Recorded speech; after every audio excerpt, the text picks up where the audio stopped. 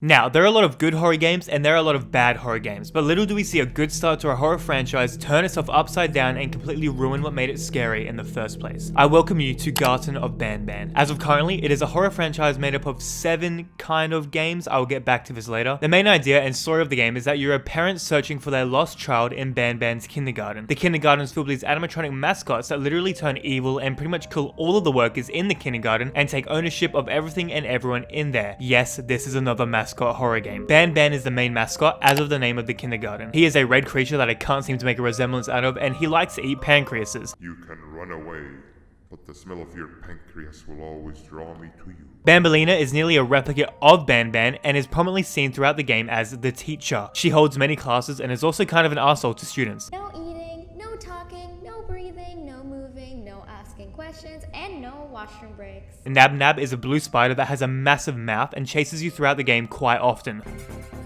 I'm dead. Flumbo was a character introduced in the last game that we don't know anything about but does resemble BanBan, just like the teacher. Sheriff Toadster is literally a frog, obviously. Slow Celine is a recurring character as a slow snail. Singer Flynn is the most prominent character seen in the game other than BanBan, and he is also batshit boring to listen to. Ignore that. It's not the correct one.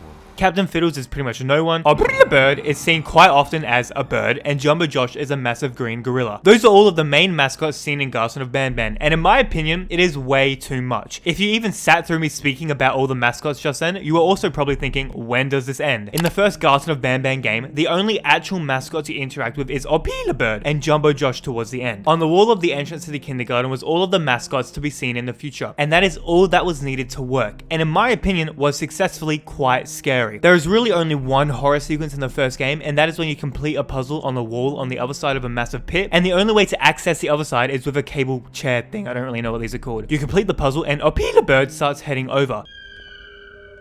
No. Are you fucking serious? She is quite literally heading to you on the only way that you can escape. And the horror of that definitely worked until you realize that there is a massive button you can just run over and jump on the other side and drop it down. But anyways. Oh.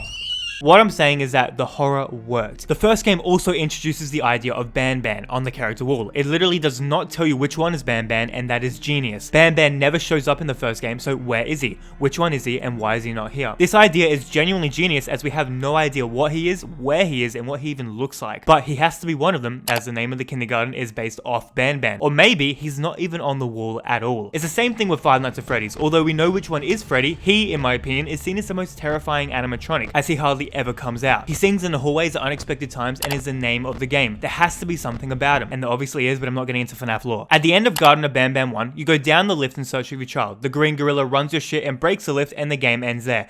Boom. Quite a decent introduction to the franchise. We are introduced to the Bird, Jumbo Josh, and the idea of BanBan being the most terrifying mascot of all. And we also see future mascots we will meet. And after all that, the franchise is completely ruined. In the second installment of the game, we are introduced to the blue spider Nab Nab, and he is the only positive in this game. There is a running sequence where you need to run back to an entrance of an area where you found the key card, and Nab Nab chases you all the way back. It's tense and it's scary and it works. At the start of the second chapter, there is someone talking to you and helping you through the speakers. I know why you're here, and I can help you, but you've got to get me out of here. You would believe that this is a human stuck in a room that is trying to help you out. But later in the game, you find out that the person talking to you is literally BanBan. The ominous character you're excited to see revealed turns out to literally have a human voice. In my opinion, this does not work at all. Yes, he betrays you in this game and also comes back to help you again. But making BanBan resemble a friend ruins the entire idea of the horror he could portray. Us humans aren't prone to be terrified of other humans unless there is something to be terrified of. In Five Nights at Freddy's, Freddy is an ominous animatronic that does not resemble a human at all, and it works in the early released games. The game fails to deliver horror of BanBan as he resembles a human with his voice. He seems compassionate and he helps you throughout the game. If the main character was another mascot and BanBan was just another random mascot betraying the others to help you, it may work. I'm not saying I'm a horror expert at all, but if I made the script of this game, I would replace BanBan with a random mascot betraying the others to help you, and still keeping BanBan a mysterious evil character. Maybe a few experiences and sightings of BanBan sprinkled throughout the games would enhance his horror, but just chucking him straight at you and saying, hey, here's a friend to help you out throughout the game just does not work at all for me. Straight away in Garten of BanBan 3, BanBan continues to help you throughout the game, and they may as well, as all of the horror surrounding BanBan is now gone. Also, again, I apologize for hitting you over the head. But that doesn't take the entire horror aspect of the game away. There is still Nab Nab and the other mascots we could run into. Here is also a good time to talk about your drone. The whole entire game you're holding a remote which controls an airborne drone. You can use to hit buttons and break glass and stuff, and that's really about it. Your child litters notes around the area, which is the only thing that kept me playing this game and the purpose of making this video. You don't know if your child is still alive. Stinger Flynn says on multiple occasions that there is little chance we'll ever see the children again, so you keep playing to see if he is wrong or not. Garten of BanBan 3 is the first game in the franchise to have these side quest cutscene type things, and this is where the game gets actually fucking terrible. They are really boring, and unless you look into the lore in this game, it's a massive waste of time for the player. They're all narrated by Stinger Flynn, and sometimes BanBan even makes an appearance. Why? I have no idea. Stinger Flynn really bores you out of this game, and some of the scenes make you forget you are apparently playing a horror game. Literally, Choo Choo Charles makes an appearance in this.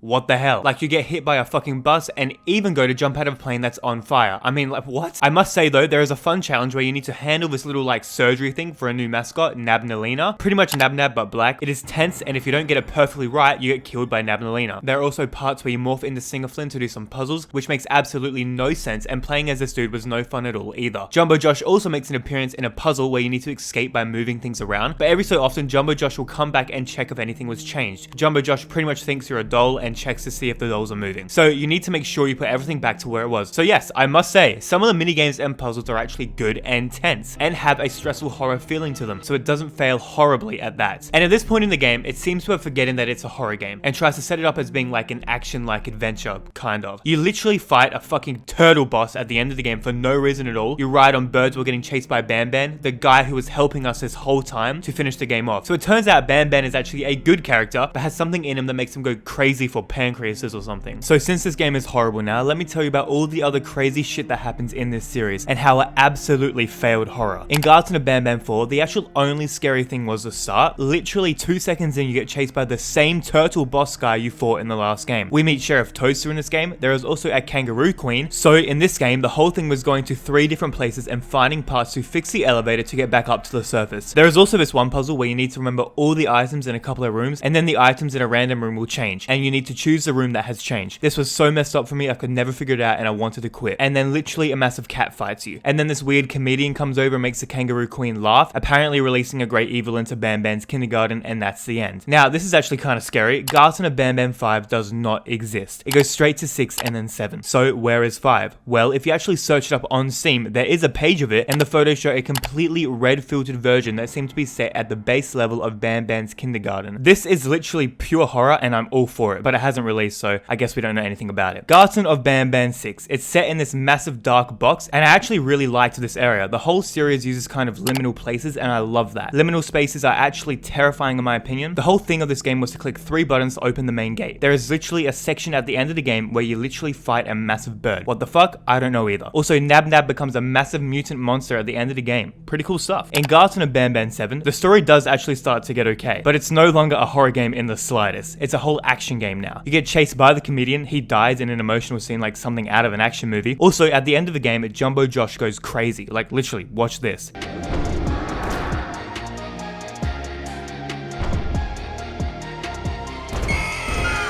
And that's the end of Garten of BanBan for now. There are a couple of things to unpack here. In the earlier stages of this game, yes, some of the game was genuinely scary, but as the games went on, they kind of went away from that entirely. I don't see Garten of BanBan returning back to its horror in the future, but I guess that's okay too. I genuinely did have a good time playing these games. Even though I am a massive horror fan, I did find myself interested in the stories, and probably will play every single game that releases from now on. These games literally print money because every single kid and their mother plays these games for some reason. Garten of BanBan, your games are shit and also amazing at the same time. I will play Garten of BanBan 8 when it releases in like 2 weeks or something, I don't know. Thanks for watching, everyone. Sorry if it seemed like later in the video got less scary, and that's because the games genuinely did get less scary. See you guys next week for the next video. Adios.